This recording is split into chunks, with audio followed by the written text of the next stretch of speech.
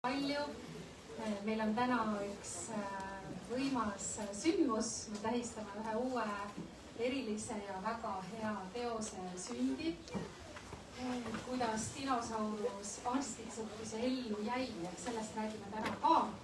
Toivo Tänasu arstitudengipäevik on meil nii-öelda peakangelane ja autor. Ehk peakangelane isiklikult on ka siin. Ja üsna pea räägime Toivoga raamatust paremini ja kindlasti on ka teil võimalus küsimusi küsida. Nii et mõelge, kas teil on juttude jooksul tekib oma küsimusi, et me väga ootame ka publiku küsimusi, kui me siin jutustame, aga algatuseks ma tahaksin anda sõna kirjastuse Pilgrim juhile Tiina Ristimetsale, et me saaksime tema nägemusest kuulda, kuidas selline teos sündis. Tere kõigile, minu poolt ka, kirjastuse poolt. Ja ma tegelikult tahan teha hästi lühidalt, öelda lihtsalt Toivole väga suur aitäh selle usalduse eest, et sa meie juurde tulid. Sinuga koostöö oli väga lihtne, professionaalne, lahke, mis on väga oluline sinu. Ja loomulikult oled sa väga hea kirjutaja. Ja selles mõttes kõikide oma tegemistega väga suureks eeskujuks meelde kõigile. Et suur aitäh sulle Toivo selle eest, et sa nii suure vägeva asjaga oled valmis saanud ja ma tõesti loodan nagu sinagi, et see nii-öelda inspireerib inimesi ka võib-olla siis küpsemas eas teha karjäärimuutust, jõuda oma tõelise kutsumise. Ja tegelikult ma tahan nüüd veel enne, kui Ingrid ja Toivo alustavad lähemalt, tänada kahte väga olulist inimest selle raamatu juures. Ja nendeks on toimetaja Tiina Jõgeda ja keeletoimetaja Inge Pitsner. Palun siia.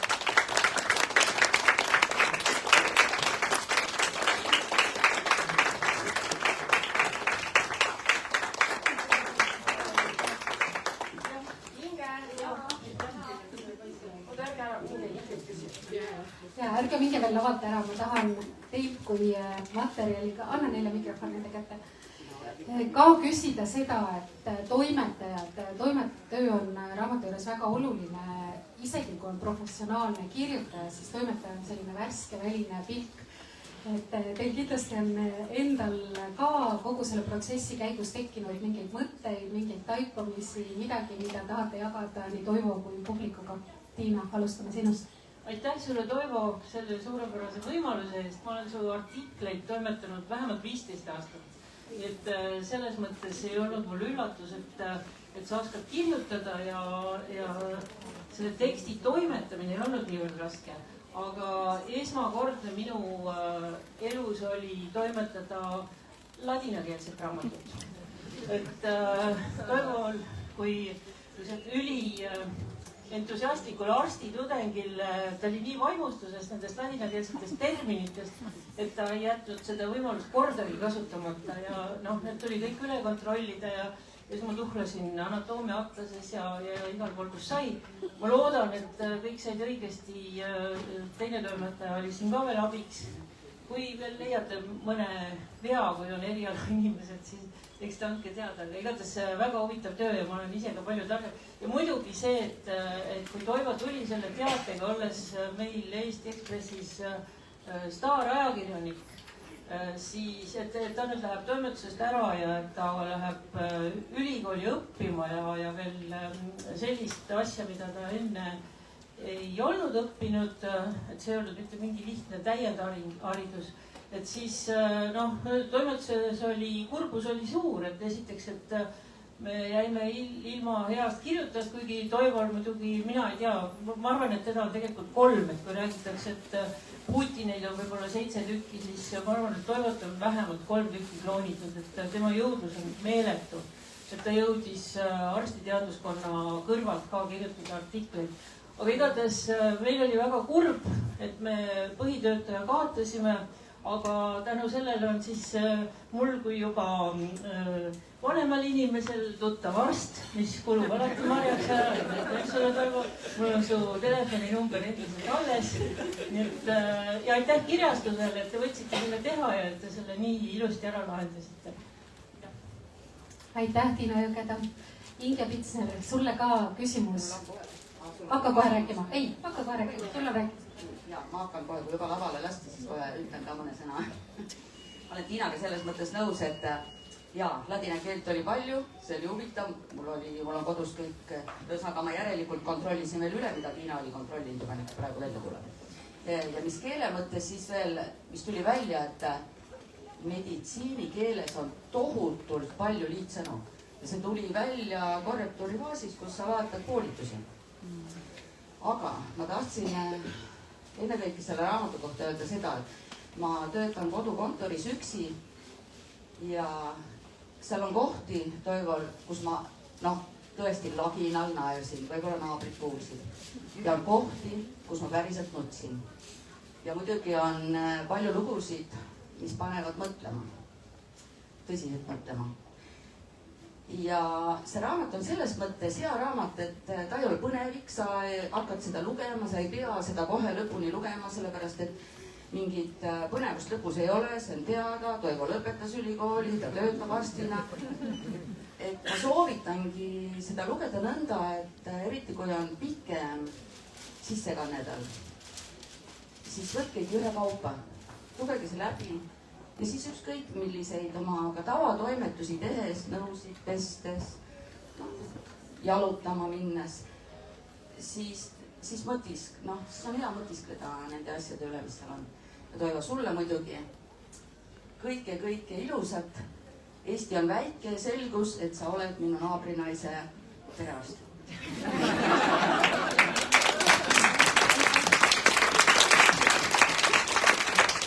Toivo, kas on juba nii, et inimesed helistavad, et oi, tere sõber, et ammu pole kuuld, et kuidas sul läheb, aga mul siin natuke ilus pitsitab ja puus on valus ja ma ei ole saanud järjekorda sinna arstile, et kas juba on sellised sõpruskõned ka välja ilmunud?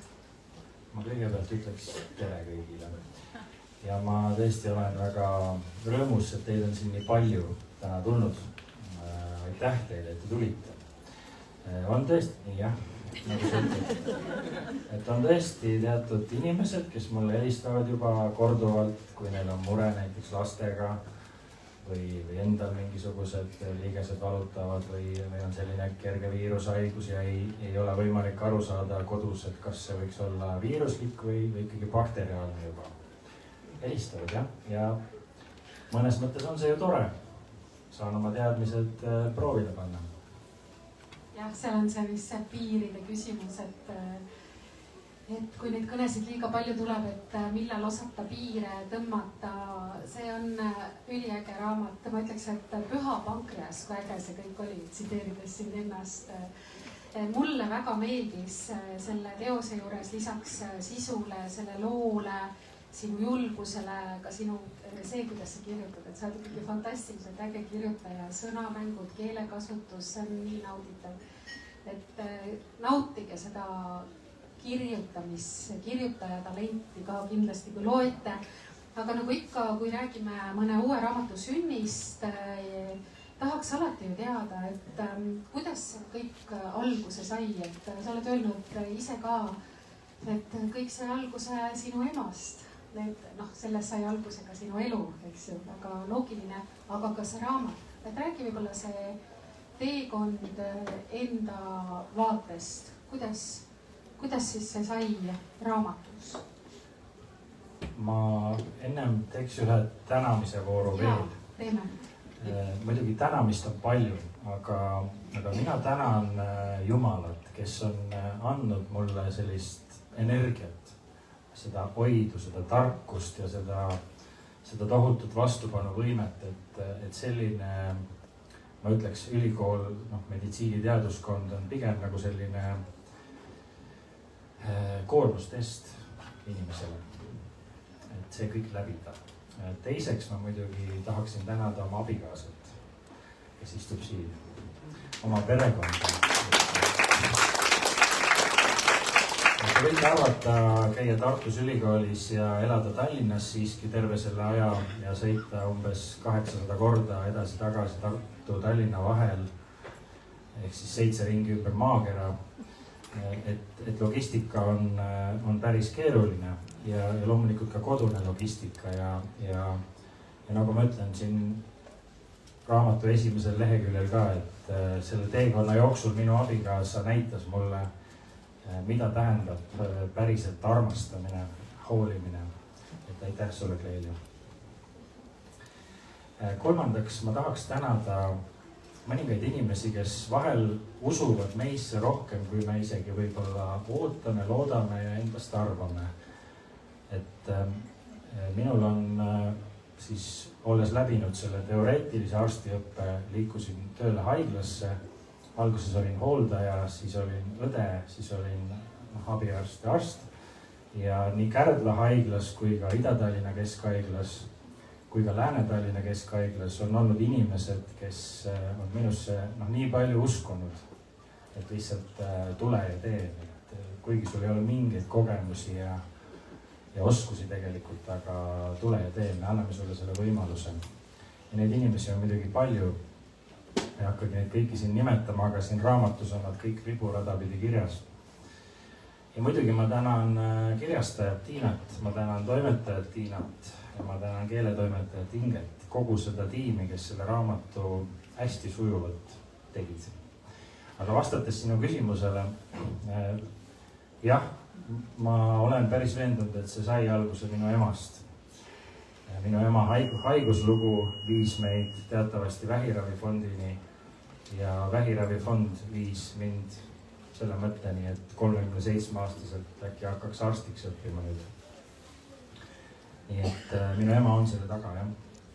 Et minu ema haigusloos sündis suur õnnistus paljudele vähihaigetele, aga sündis ka üks arst. Mis võib olla suur õnnistus väga paljudele haigetele.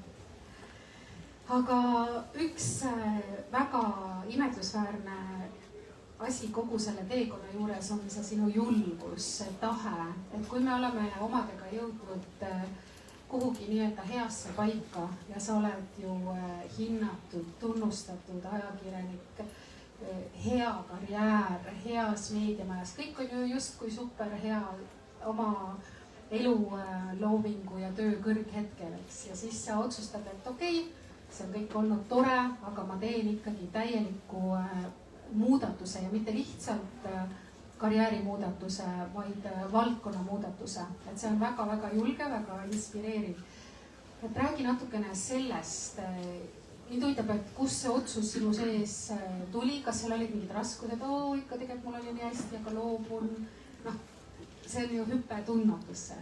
Kus sa leidsid selleks jõu ja leidsid julguse ja leidsid sellise väe, sest see on väga pikk ja raske protsess olnud. Et see, mis on väga inspireeriv, see valdkonna vahetus, mitte esimeses nooruses. Räägi sellest, palun, see on äge. No just see asi ikkagi nii sügavale mu südamesse tuli, et see igatsus nagu püsis. Ja mulle on meeldinud ikka natuke nagu laiendada oma sellise mugavustsooni piire. Ma arvan, et inimestes on päris palju ressursse peidus, mida nad ise endale ei tunnista ja mida nad maha salgavad. Ma isegi olen öelnud, et kui on sellised, ütleme, grupp vara keskealisi inimesi, siis nad kõik võiksid tegelikult õppida arstiks põhimõtteliselt. Nad on kõik selleks võimelised. Kui on see tahe, see soov nagu jõuda sinna sellesse punkti. Aga raskusi muidugi oli kuhjaga, et bioloogia ja keemia, mida mina sel sajandil ei olnud õppinud, küll aga eelmisel sajandil, olid kohe need asjad, millega mul ülikoolist nagu silmade vahele tuli, et pidi kõvasti järeleaitamistunde võtma. Kõik see jutt on siin kirjas ilusti, et mis selleks tehtud sai. Selleks, et üleüldse ülikooli pääseda, selleks, et ainuüksi esimene kursus oma teoreetiliste ainetega bioloogia, keemia, füüsika nagu läbi teha. Aga sõnum on jah see, et kõik on võimalik. jah, see eeldab ikkagi seda julgust, et mulle tundub, et üks inimese baashirmusid surmahirmu kõrval ongi see hirm tundmatu ees. et kuna sul oli see tahe nii suur, siis täna, kui sa oled selle saavutanud, mida sa jahtima läksid, siis sa kindlasti oskad tagantjärgi tarkusega vaadelda, analüüsida seda protsessi. et mis kogu selles teekonnas sulle enda isikliku arengu kõige nagu jõulisemad muutused olid, mida sa täna näed, kuidas see kõik sind inimesena muutis? väike psühhoanalüüs. ma päris nii ei ole seda vaadelnud, võib-olla oma abikaasa oskaks näiteks öelda, palju ma muutunud olen. tegin lihtsalt neid ülesandeid, neid tegevusi, mis on vaja teha, et jõuda punkti D. tegelikult hästi pragmaatiline. ja kui oli suured eksamid, siis sai kõvasti higistatud, õpitud lihtsalt päevade viisi hommikust saati lihtsalt õpid. aga õpisidki minusugused, nii-öelda vanurid, dinosaurused, aga õpisid ka nooremad. et kursusel oli meil ikkagi üle poole inimestest sellises vanuses, et nad võiksid olla minu lapsed, mis oli väga tore. et ju siis ma tundsin ka ennast pisut nagu nooremana nende keskel. aga ma sellise väga sügava eneseanalüüsiga ei ole tegelenud, lihtsalt teen asju, mis on vajalikud, mis tuleb ära teha, teen ära. no väga hea, kui olid noored, siis kohe tahaks teada, et noh, millised need tänapäeva noored siis on? kas nad on hukas? see selgus juba esimesel kursusel, et nad on sellised üldse mitte hukas tegelikult. alkoholi ei tarbi näiteks noored arstid. mõni, kes veel esimesel kursusel suitsetas, juba teisel jättis maha, sest vastavad kursused olid kõik juba läbitud. et ma isegi üllatusin, kui korralikud nad on ja kui distsiplineeritud nad on. noh, mõned ei olnud ka, aga nemad jäid kiiresti maha, et ikka arstiteaduskonnast igal aastal 10%, 15% nagu kukub ära. aga siis ongi võib-olla liiga vähe õpitud. mis sellel teekonnal oli kõige lahedam? mille üle sa kõige rohkem rõõmustasid oma arstiõpingute käigus just? no ikka suured eksamid, kus see infomaht on tuhandetes slaidides, mis tuleb tegelikult omandada, konspektid sadade lehekülgede viisi läbi töötada ja muidugi kordamisküsimusi on juba kümneid lehekülgi, eks ju, ja siis sa ei tea, mida sult küsitakse, kas sa üldse küsimusest aru saad. ja siis sa teed selle ära tegelikult, sa õpid mitu nädalat niimoodi reaalselt nagu mingis kloostris elad, kus sa ei tegelegi millegi muuga, hommikust õhtuni ainult õpid, vahepeal sööd ja kui tuleb uni peale, siis sa magad 20 minutit, siis jälle õpid lihtsalt nagu täiesti tahtlikult, teadlikult oled selles konspektis kinni ja käid seda läbi ja siis tuleb see positiivne hinne. Ülikoolis on positiivsete hinnetega huvitav, et isegi E on positiivne hinne. Said läbi? jah, mis oli minu jaoks harjumatu, sest keskkoolis ütleme selle 1 või 2-ga nagu eriti positiivselt midagi ei ole. kas kõik see on sul täna veel meeles, mida sa õppisid kõik need aastad? kõik veresoonekeste, ladinakeelsed nimekesed, kõik lihased, kõõlused, kõik vidinad, kõik pudinad, kõik ravimid, kõik ained, kõik see, mida arst igapäevatöös teab. see on kõik meeles. Absoluutselt mitte. valdav enamus infost ununeb esimese 2-3 kuuga ära ja suur osa sellest materjalist, mis sai esimesel-teisel kursusel omandatud päris arstitöös, ei ole vajalik. aga ma ütlen, see on nagu koormustest, et sa ikkagi paned ennast niimoodi proovile ja olles siis läbinud mingi järgmise kadalipu, mingi järgmise raskuse, sa tead, et mitte miski ei ole võimatu ära õppida juba järgmises etapis.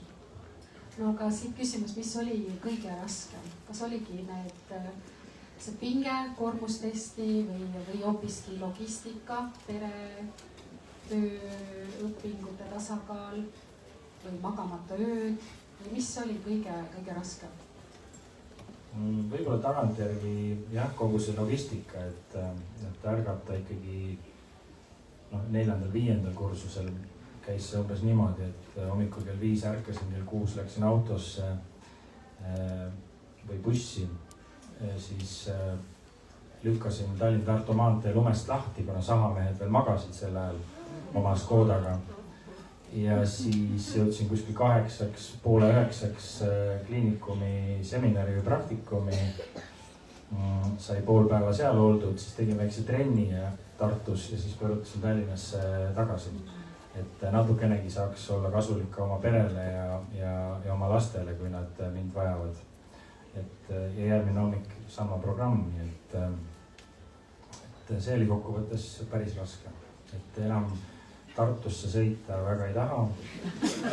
Juba seal kuskil Mäekülas tekib siuke kerge iiveldustunne. Jah, sa ütlesid, et vist üle 800 korra ja see on jõhker. Aga mis sa kõik need sõidud tegid? Kas sa kuulasid erinevate maailma arstiteaduse teadlaste podcaste?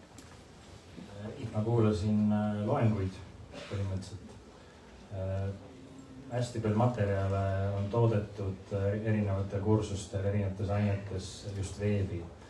Ja eeldus on see, et kui tudeng tuleb seminari, siis ta juba teab kõike. Ja siis me hakkame neid arutama, neid haigusjuhtumeid juba selles valguses, et tänab sulle, et mis sa räägid meile selle inimese haigusest, et siin on tema analüüsid ja siin on tema objektiivne leid ja mis diagnoosi talle paned ja kuidas hakkad ravima. Selleks, et sinna jõuda, et midagi nagu üldse öelda, tulebki läbi kuulata seal mitu tundi loengut. Ja autosõidul mul kunagi ei olnud igav, et alati ma midagi kuulasin, midagi kooli teemalist. No kogu selle koormustesti pika maratoni vältel õppisid sa koolis kindlasti ka une olulisusest inimese tervisele, et kuidas sa siis seda enda elus rakendasid? Selles ma eriline asjatundja ei ole kunagi olnud ja ka praegu sageli jääb une kvaliteet selliseks puudulikuks. Aga eks ma andsin endast parima, loomulikult ma ei saanud tulles Tartus siis koju tagasi minna alati kell 8 või 9 niimoodi sirge näoga magama, et oli ju erinevad toimetused lastega või köök oli vaja ära koristada või mis iganes oli vaja teha, et alati ikkagi ma jõudsin magama kuskil seal 10, 11, 12, et järgmine hommikul kell 5 jälle tõusta. Aga ma ütlen, see on lihtsalt jumala arm üle minu, mis kõik on selle võimalikuks teinud, et ma ei ole selle all nagu nõrkenud. Ja mul on jätkunud igal hetkel seda motivatsiooni, et minna edasi, ainult edasi. Et ei mingit kahetsust ja ei mingit tagasivaatamist, et teeme selle asja lõpuni. Ja tegelikult praegu, kus ma suvel sain arstidiplomi, et see ei ole ju lõpp. Ülikoolis ega siis arstiks ei õpita. Ikka seal haiglas, ikka seal EMO-s, ikka seal polikliinikus. Varsti räägime EMO-st ka, aga kui sa mainisid Jumalat ja Jumala armu, siis mind väga huvitab see teema, et kuidas siis Jumal sind toetas ja kuidas sa siis Jumalale mõista andsid, et kuule, palun toeta mind, et kas läbi palve või kuidagi südames või kuidas sa said Jumala armust osa, et tahaks teada natuke sinu ja Jumala suhtest. Meie pere käib Oleviste koguduses, me oleme Oleviste koguduse liikmed juba paar aastakümmet. Varsti oleme seal käinud. Need on üleloomulikud asjad. Sina katsud hoida oma südame võimalikult puhtana. Ja kui sul on raskused, siis oled palves, mediteerid või lased kellelgi teisel sinu eest palvetada ja need asjad juhtuvad üleloomulikult. Sa vaatad taha, vaata peeglisse ja sa ei saa aru, et kuidas see kõik on võimalik olnud, aga see kõik on juhtunud. Et need on müstilised asjad, mida me siin ära ei seleta. No mind huvitab see just väga, see on kõige põnevam selle kõige juures. sest et see on üks selliseid inimeseks olemise üks keerukamaid õppetunde või katsumusi, et kuidas usaldada. Et mõnes mõttes päris keerukas eluline aja, energia, logistika, kõikide ressursside jagamise ja saavutamise õppetund ja katsumus, et kuidas seal siis usaldada. Noh, sina usaldasid, eks ju, ennast mõnes mõttes Jumala hoolde ja ta hoolitseski sinu eest. Et tavainimene, kes võib-olla, ütleme, kirikus tihtipeale ei käi, aga tahaks ka sellist kogemust, et elu hoolitseks tema eest, kes tunneb südames ikkagi mingit kontakti loojaga võib-olla või loodusega või teadvusega või mis iganes moel keegi seda mingit sügavamat mõõdet adub. Et mis sa soovitad, kuidas seda usaldust, et sa usaldad ennast siis Jumala kätesse? Ma ei oska öelda, kuidas seda teha, mul ei ole siin universaalseid lahendusi. Aga ma tean, et ma olen seda teinud kuidagi ja ma olen sellega hakkama saanud. Ma ei ole kunagi siuke põdeja olnud. Ma ei ole kunagi eriline muretseja olnud. Ju see siis näitabki, et see usaldus toimib ja see on kandnud mind sellesse punkti, kus ma täna olen. Aga need on isegi minusuguse haritud arsti jaoks natuke keerulised teemad, et niimoodi väga skemaatiliselt ära seletada. Ja no see on inimhingede inseneeria. Et sellega sa oled ilmselt kaua pidanud seal ju kokku puutuma. Et üks teema, millest sa raamatus ka kirjutad, mis nagu otseselt on seotud selle mu eelmiste küsimustega, on see, kui sa kohtud inimestega, kes on oma elu lõpusirgel, kas suremas või hääbumas, kuhtumas, et kuidagi tahaks mingit sellist võib-olla kogemuslikku taipamist, et kohtumised surmaga, mida sa sealt õppisid?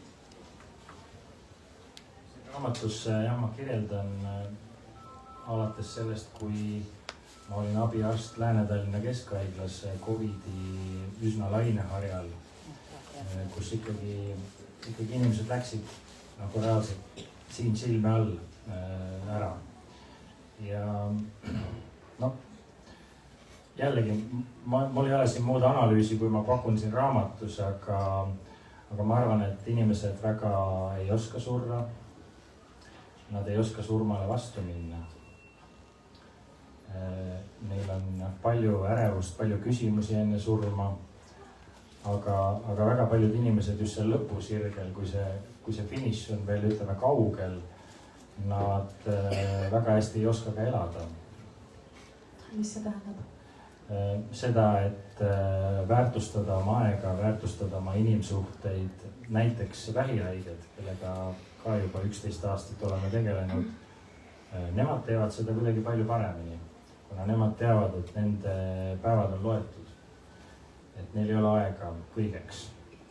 Järelikult, kui õues on selline sombune sügisilm ja nad tõmbavad kardina eest, nad ei ütle, et jälle see vastik ilm, vaid vaata, kui äge sügis.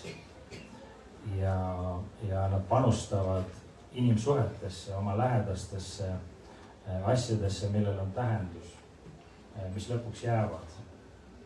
Et see on midagi, mida me vähihaigelt saame õppida. Kuidas saaks seda teadmist nagu tavainimese tavaellu tuua? Sest lääne kultuuri üks tänapäevaseid nähtusi ongi see, et me ei tegele üldse peaaegu surmateemadega. No välja arvatud inimesed, kes sellega siis kokku puutuvad, aga tavaliselt me ju oma surevad sugulased või vananevad inimesed paneme kuhugi ära, kellegi hoole alla. Noh, igaüks ei loe Tiibeti raamatut elust ja surmast, mõtiskle selle üle, miks me oleme surelikud ja kas meis on miskit surematut või mingid muud sellised nähtused, et meil on ju suur iha olla igavesti noor, surematu, elada, kogu aeg olla nii-öelda kaubanduslikult efektne ja atraktiivne. Et mis sa arvad, kuidas me saab, kas seda on võimalik kuidagi meie ühiskonnas natukene nihutada sinna poole, et päriselt mõeldakse surma kui elu loomuliku ja paratamatu nähtuse peale ja seeläbi siis väärtustatakse oma elu. Noh, et tegeled vähem jamaga ja väärtustad olulist. Ma ei oska öelda, aga ma pigem mõtlen sellele, et paljud inimesed ei oska väärtustada oma tervist, head tervist. Kuni see ühel hetkel ei ole enam nii hea. Meil ei ole võib-olla harjumust mõelda nii, et tervis on tegelikult kõige olulisem. See meie kõige olulisem vara, millest lähtuvad meie kõik muud võimalused. Kas või see, et võimalus veeta nagu täisväärtuslikku vanaduspõlve. Ja kui see tervis on ühel hetkel läinud, siis EMO-s ma näen eriti neid patsiente, kes sõna otseses mõttes on alla käinud. Nad kas ei ole arsti juures käinud aastaid, aastakümneid mõni, või siis on nii-öelda elanud ohjeldamatult. Nad ei ole kunagi mõelnud, et tervis on nende number 1 vara. Ja tervishoid on meil ju teatavasti ju nii-öelda tasuta. Ehk siis ka selles mõttes me ei väärtusta seda terve olemist piisavalt. Sest me mõtleme, et kui me haigeks jääme, siis kõik, mis me vajame, tuleb meile kuskilt tasuta. Et siin kindlasti need asjad hakkavad muutuma, sest teist võimalust lihtsalt ei ole. Et tervisekassa meil tuleb igast otsast ja midagi saab olema drastiliselt teistmoodi. No nii, nüüd ongi hea võimalus mängida sellist mõttemängu, fantaseerime, mängime mõttemängu, kujutleme, et sa oled kõikvõimas valitseja, Eesti valitseja. Ja homme sa hakkad reformima Eesti meditsiinisüsteemi, tegelema rahva tervisega. See on sinu prioriteet number 1. Sul on kõik võimalused, kogu võim, kõik vahendid olemas. Mida sa teeks? Et me kõik oleks terved. Midagi väga poliitiliselt korrektselt siin öelda, et minu poliitiline platvorm on veel kujunemisel.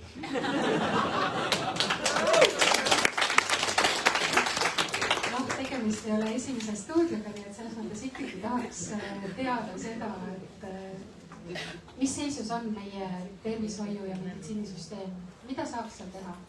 Kas või anname mingeid positiivseid või ütleme lootusrikkaid tulevikuvisioone, lihtsalt kui me ka mõtte mängleme? Neid ei ole. Selles mõttes, et inimesed jäävad vanemaks, kroonilisi haigusi tuleb rohkem, kõik elavad pikemalt, tahavad pikemalt elada. Raha on pigem jääb vähemaks, sellepärast et kaugele me neid makse ikka tõstame ja palju meil neid maksumaksjaid üldse olema saab. Nii et selles suhtes midagi väga roosilist ja ilusat siin ei ole. Mina arstina olen selles mõttes sellises mikromaailmas, et mul on siin patsient, kes on toodud kiirabiga, vajab stabiliseerimist ja ma üritan talle leida selle kõige parema lahenduse. Ja teinekord tuleb olla psühholoog, teinekord tuleb olla sotsiaaltöötaja, nii-öelda peresuhete korraldaja, peab olema ka üks arst vahel. Nii et ma töötan praegu sellel tasandil ja sellised maailma teemad mulle lähevad vähem korda kui see, et mina ja minu patsient, et kuidas me teineteisega hakkama saame ja kui rõõmus see patsient saab homme olema. No aga lähmegi siis indiviidi tasandile, et värske arst, professionaalne ajakirjanik, elu näinud, asju teinud, kuidas siis inimene saaks olla terve ja kuidas see inimestele kohale viia, et neid asju tuleks teha, et olla terve? Juba esimestel kursustel õppisime me seda, et me räägime palju, et tuleb liikuda, jalutada, trenni teha, koormust saada, et miks tuleb liikuda. Me oleme harjunud niiviisi mõtlema, et siis ütleme on suuremad musklid ja süda pumpab paremini ja liigesed võib-olla kuluvad vähem ja see kõik on õige. Aga rakubioloogia tasandil kõik meie rakud instinktiivselt töötavad selle nimel, et kogu organism liiguks, liigu, kasuta mind, las toimub ainevahetus. et juba sel tasandil, kui inimene jääb vähe aktiivseks, siis väga paljud protsessid hakkavad väga halvas suunas liikuma meie organismis. Noh, pluss siis kogu see lugu, et alkohol ja suitsetamine on enam-vähem kõikide raskete krooniliste haiguste põhilised riskitegurid. Välja arvatud küll üks, et selgub, et mõned suitsetajad, kes jätavad suitsetamise maha, neil võib tekkida haavandiline koliit. Et see on nagu vastupidine, aga see on praktiliselt ainus näide. jah, lisaks sellele on suur teema ju ka toitumine, et sellest võiks ka pikalt rääkida. Ja kui me enne seda vestlust rääkisime, siis sa tõi välja ka selle, kui oluline tegelikult oleks tänapäeva inimestel teadvustada selliseid asju nagu uni ja stress. Räägi paari sõnaga sellest ka, mida sa oma kogemuses oled näinud, kuidas seda eiratakse, mis see tulemus on. Need tunduvad ju sellised teisejärgulised, noh, ma söön ju, ma käisin ju trennis, tegin mingeid asju, mul on vaja palju tööd teha. Küll ma magan. No eks see jah, palju ole selline teadlikkuse puudumise küsimus, et me tegelikult ei tea, millised need vähiriskitegurid täpsemalt on, aga uuringud ja teadus ütlevad meile, et pooled vähid on ennetatavad, koguni pooled.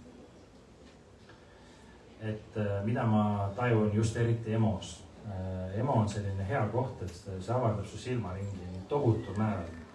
Et me siin liigume oma seltskondades, oma perekondades, vaatame, kõik on sellised enam-vähem viisakad inimesed, saavad oma eluga hakkama, noh, mõni võib-olla natuke seal vaevleb, teisel läheb paremini, aga kõik puhtad riided seljas ja nii, aga EMO-s sa näed seda päris elu, seda päris argipäeva.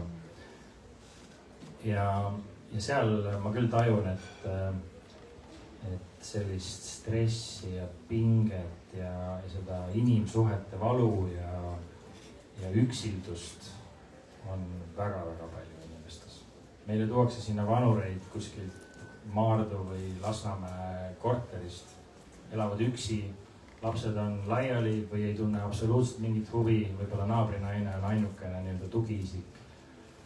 Keegi memmeke on, ma ei tea, 7 päeva tagasi kukkunud oma kodus, murdnud reielu kaela, püsti ei ole saanud, oma sealt uriini ja ei tea mille seest näljasena kiirabi poolt üles korjatud, haiglasse toodud.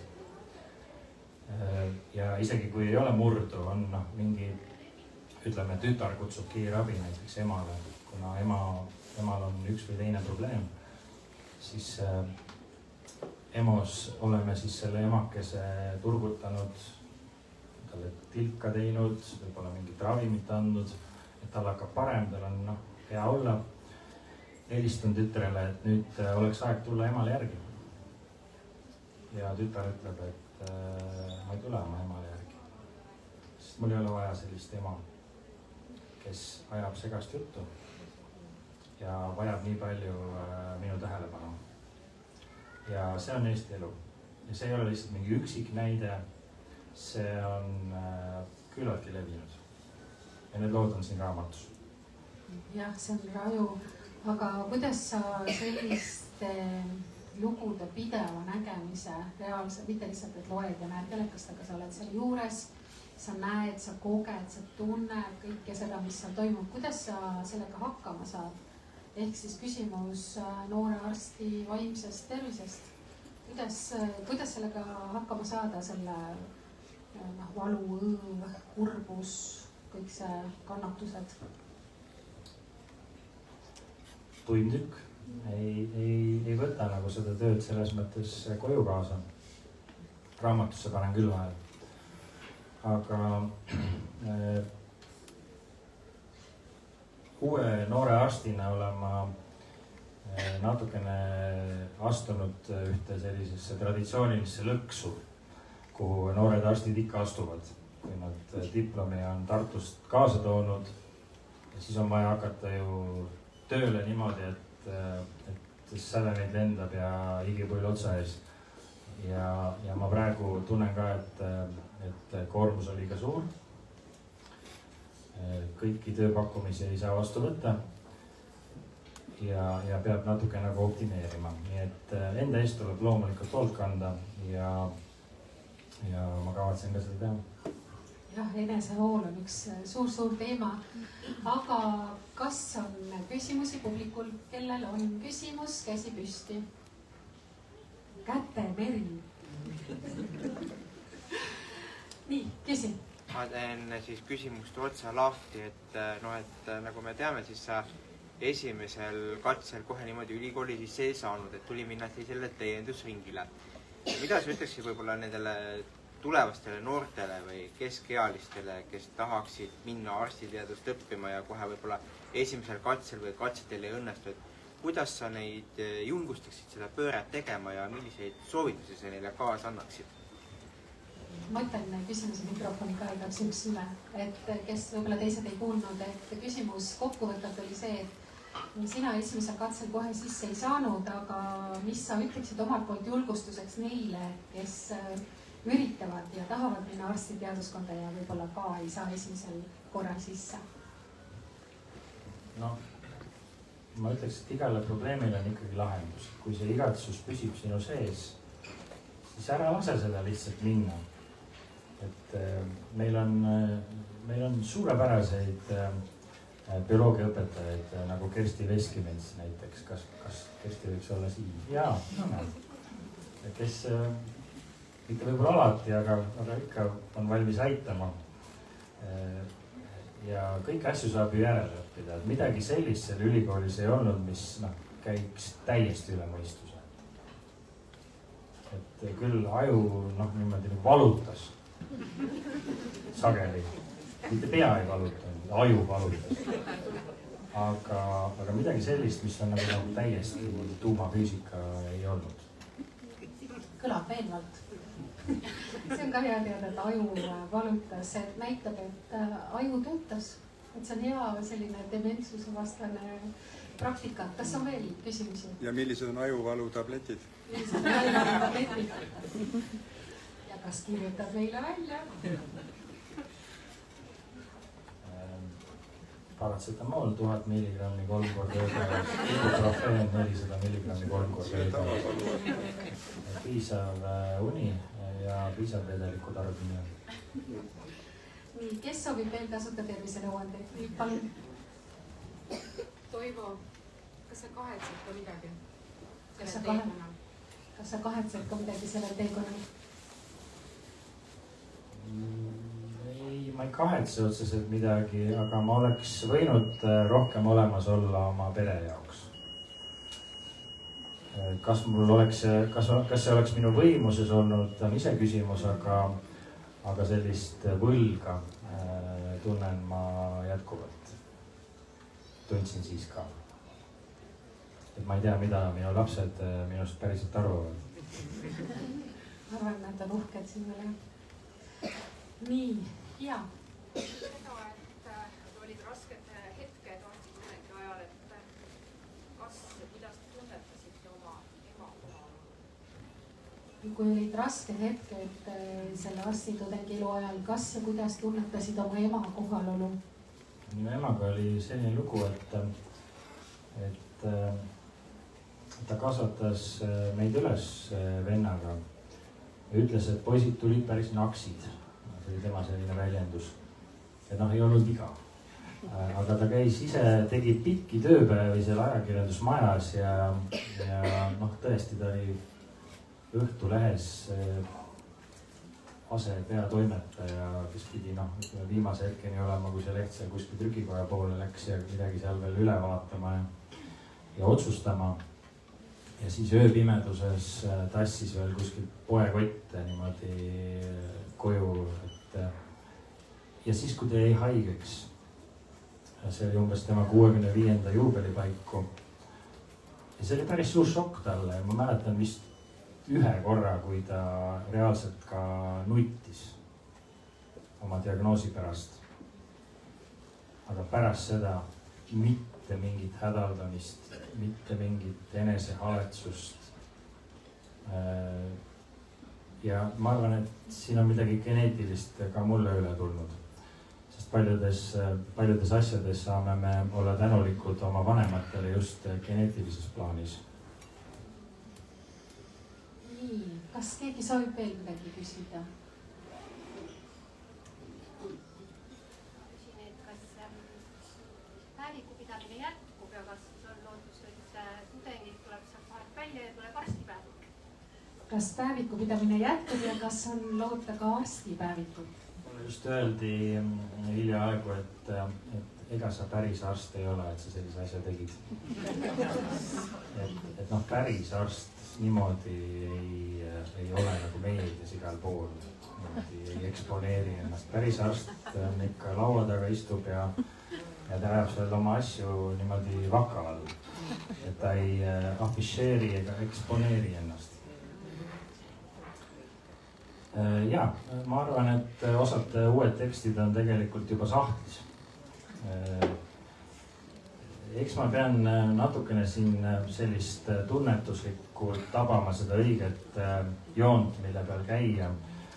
Ega asjata ei öelnud Tartu Ülikooli Kliinikumi juhatuse esimees mulle ühel hetkel umbes 4. kursusele, et Toivo, sa oled nagu tiksuv pomm. Et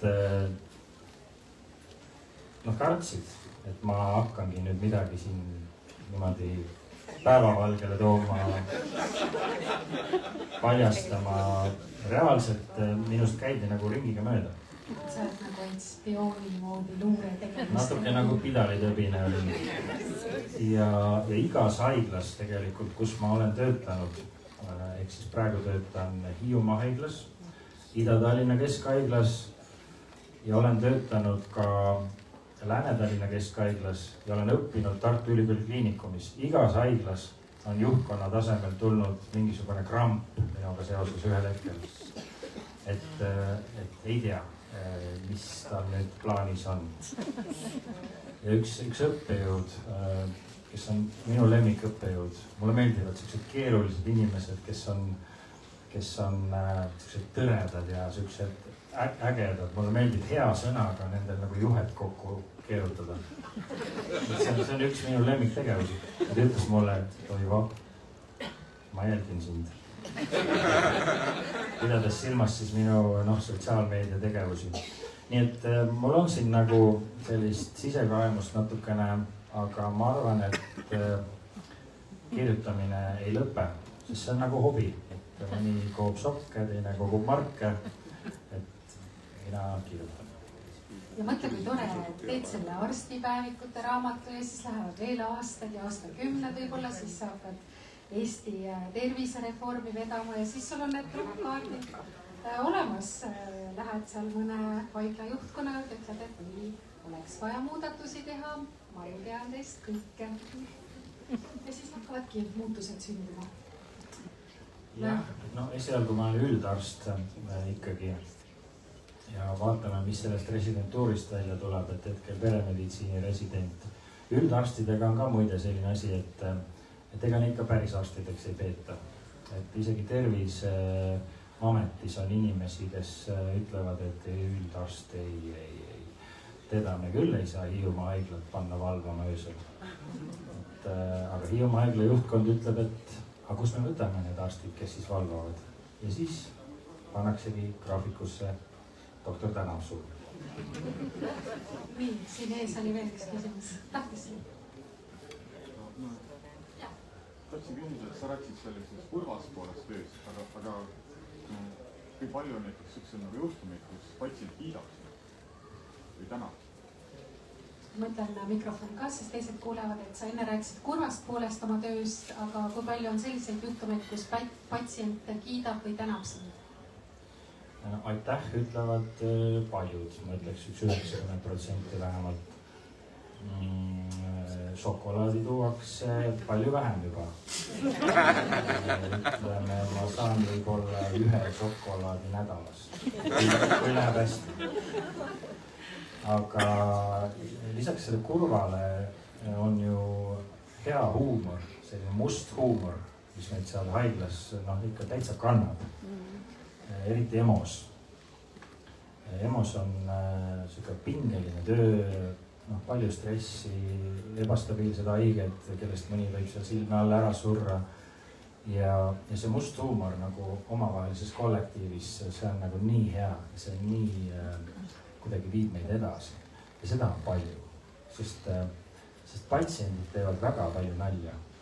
Sageli nad teevad seda enda teadmata. Ja me ise teeme ka väga palju nalja omavahel. Jah, võt, nii palju head materjali juba arstipäeviku jaoks olemas, et kindlasti tahaks seda EMO huumorit ka kuulda mitte patsiendina siis. Ma võin ühe väikse loo rääkida, eks siin on neid mitu, aga et üks eakas mees EMO-sse toodi siis, kellel oli südamepuudulikkuse dekompensatsioon. Ehk siis südamepuudulikkus oli nagu läinud käest ära. Ja jalad olid turses ja munandid olid turses. See juhtub, kui selline olukord on. Ja ta oli selline krapsakas taat, ajasime head juttu, ajasime tal siis vett välja ravimitega sealt jalgadest ja organismist. Ja siis ühel hetkel küsib, et aga doktor, mis me nende keradega teeme?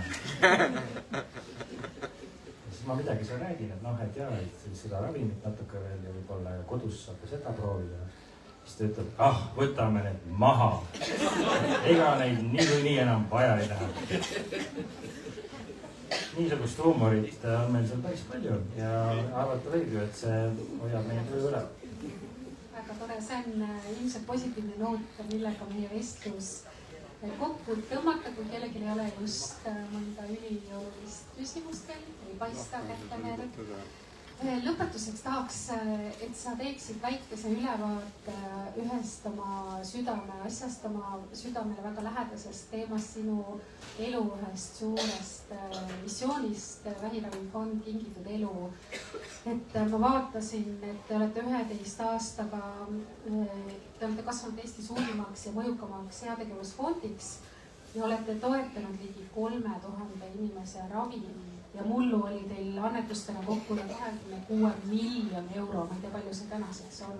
Et võib-olla lõpu selliseks noodiks tahaks teada natukene Kingitud elu tegemistest ja sellest, mida me kõik saame selle jaoks omalt poolt teha. Ja mis mulle veel meeldis, sa oled öelnud, et see ei ravi mitte ainult patsiente, vaid ka ühiskonda. Võib-olla võta see mõte kuidagi lahti lõpetuseks. Vaat see on nüüd küll üks asi, mis on üle minu mõistuse. Me alustasime 11 aastat tagasi, panime 200 eurot seemneraha fondi ja sellest on tänaseks saanud umbes 32 miljonit. Ja raha rahaks, aga oluline on see, et kõik need ligi 3500 inimest on saanud abi. Ei ole ühtegi inimest, kelle me oleme pidanud jätma ukse taha, kuna meil ei ole piisavalt vahendeid. Ja meil ei ole kunagi raha olnud nagu üle ja meil ei ole kunagi raha olnud puudu. Et üks selline imeline käsi nagu reguleerib seda kõike. Ja see teeb alandlikuks ja tänulikuks. Et see fond on nagu niisugune laulupidu, kus inimesed tulevad kokku ja lahendavad siis selle keerulise mure kõikide inimeste jaoks ära lõplikult. Ja üks väga eriline moment oli umbes aasta tagasi, kui novembrikuus vaatasime oma numbreid ja leidsime, et 1 miljon eurot on eelarvest puudu sel aastal.